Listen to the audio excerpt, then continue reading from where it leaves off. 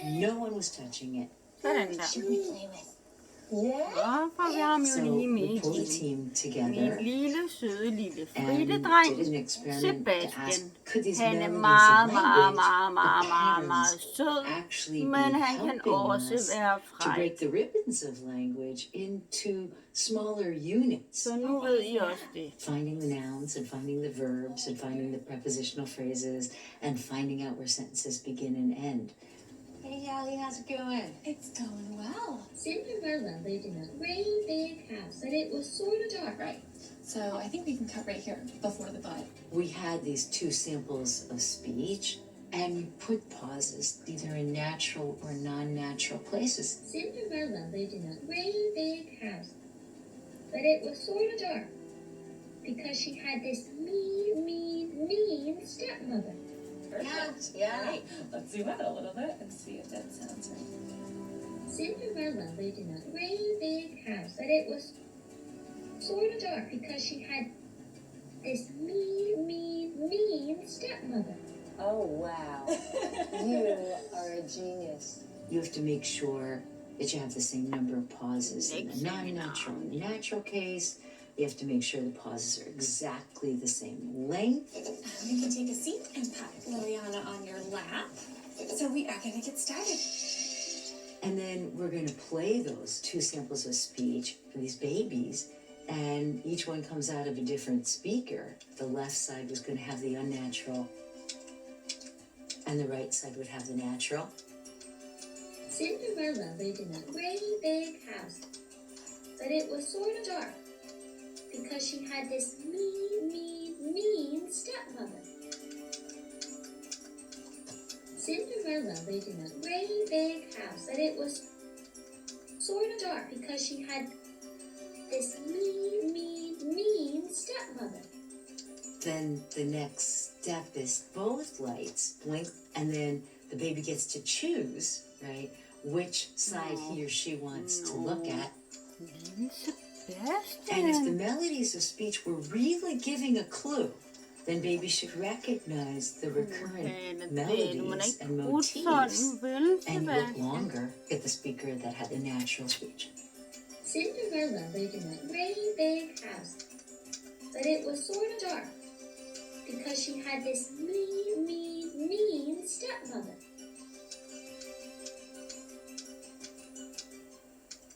The results were really compelling, I think even more stunning than we thought they were going to be.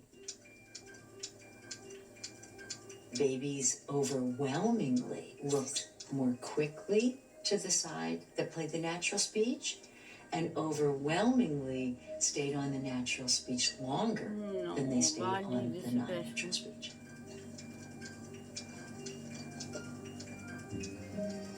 They're hearing the rhythm, noting where the patterns are, and they're hearing some of the pitch changes.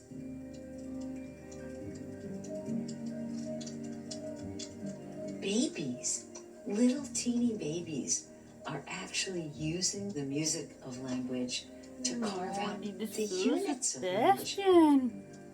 What we found is that in terms of language learning, babies were way more sophisticated than we had expected.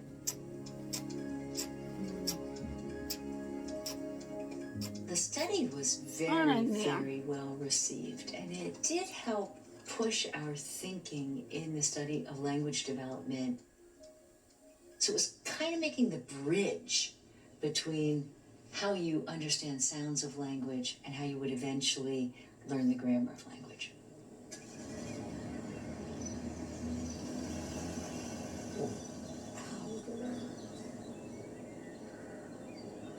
Oh, yes. I can feel this rump sticking out, that's for sure. It'll start to stretch soon, and then we'll get the foot kicking out there. Yeah. So it just starts to stretch its legs out. It's definitely a striker. It'll do one goal kicker. You're liking this? You're liking some of the Yeah. It's very likely that when they're in the womb, they are picking up something about the music of language. Oh, there we go. Against the backdrop of ba-bum, ba-bum for the heart, and the swishing sound of the amniotic fluid, they're nonetheless hearing patterns of language.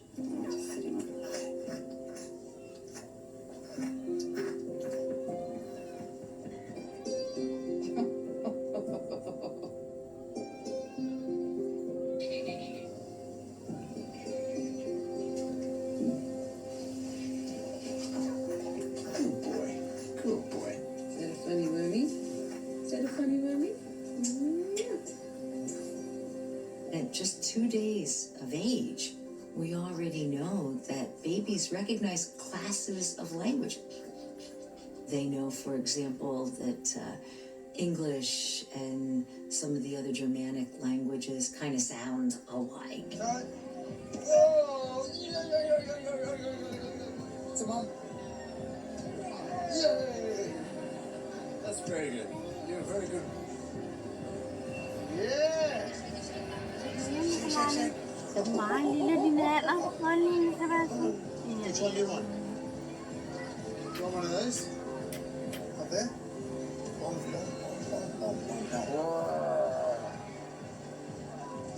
If we just take the time to have conversations with our children, just notice what they notice and comment on it, and let them lead the discussion.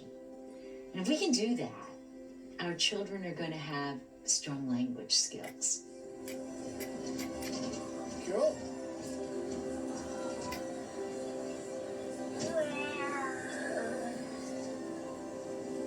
At the end of the first year, these babies have kind of cracked the code of what the units of language are. Uh-oh. Bye-bye, balloon. Bye-bye. Bye-bye. Bye-bye. And the next big job is actually finding the words.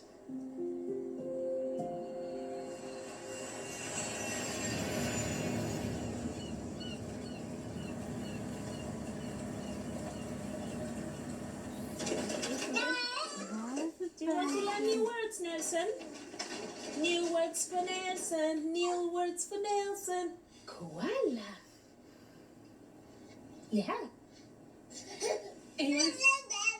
Yes, you want me to chase you, but you must come back here. Ooh, oh, dinosaur! The dinosaur is coming! Dinosaur! No, so where's the dinosaur? He's not in there, I can tell you that. Where's the lion? Nelson's language at the moment is non-existent. Look, going to say lion. Lion. He only makes a few sounds. Lots of new words to learn for rabbit. He understands a lot of words, I think. Bring Mommy the bucket. Well done, Nelson. Well done. Woo. I have high expectations of Nelson because he's done everything so well in advance. But when it comes to speaking, he's just taking a backseat.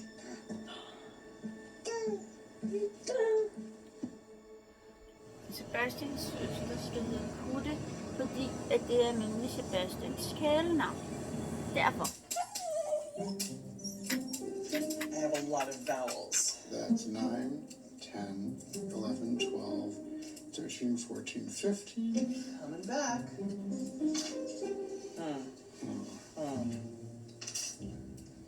So I can trace my interest in language way back to when I was around 9 or 10 and to a dinner table incident. The triple word score, she's going in. She's trying to. My mother was a professor who studied the effects of brain damage on adults. I'm gonna open up the triple word for someone else because that's the kind of person I am.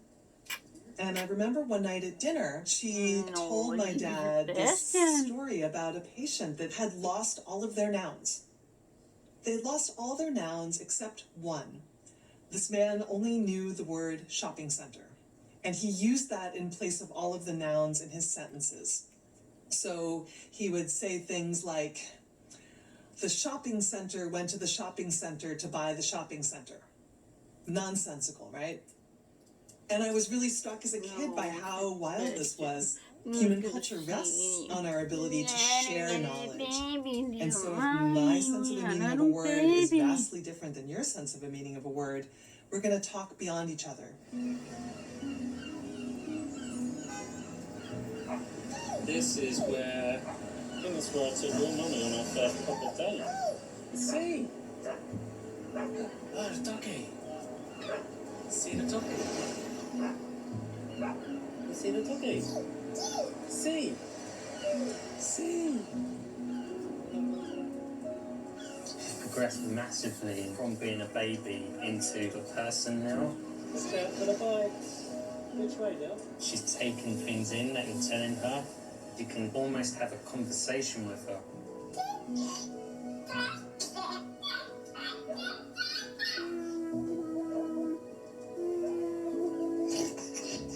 She's babbling constantly now. No, you have it. If she's like sat on her own, she'll sit and just babble and play with toys.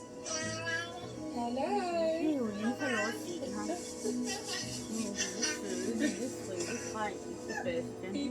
And Daddy's nose? We can hear where she's trying to actually say words now. You can really hear that there's a difference in her just babbling. Like it sounds like she's actually having like a conversation with herself. Hello.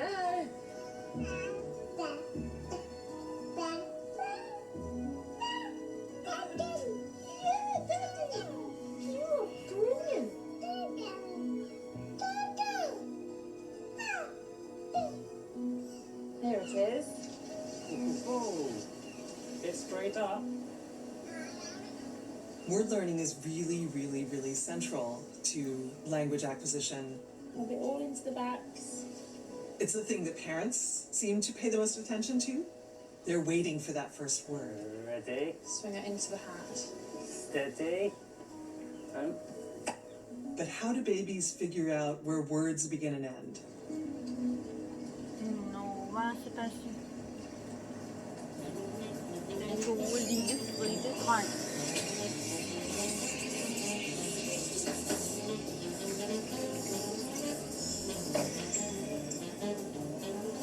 When I started graduate school in the early 1990s, there was a lot of emphasis on what kinds of statistical information lives in the environment. So much of what we do all the time, whether we're aware of it or not, is a form of data processing. Jenny, your chai? Thank you so much. I thought it seemed really natural to ask whether maybe babies figure out where words begin and end by tracking the statistics of sound.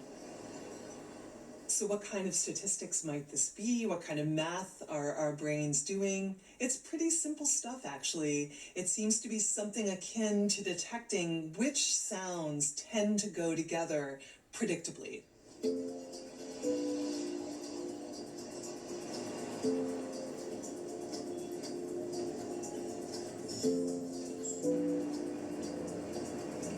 Imagine you're a baby and you hear a sequence of words like pretty baby.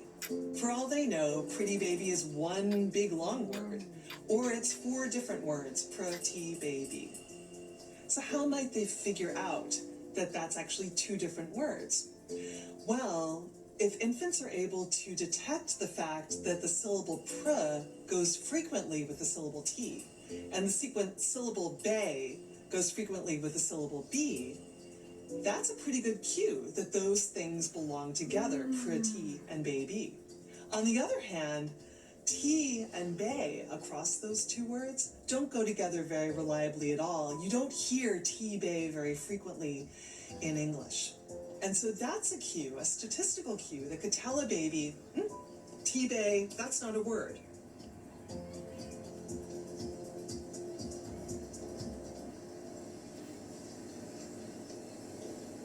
Hey, thank you guys so much for coming. Thanks for having us. Hey, Luella.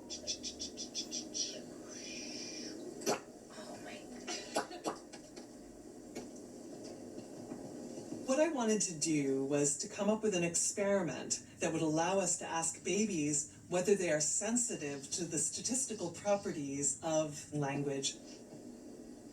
by keeping track of which sounds go together.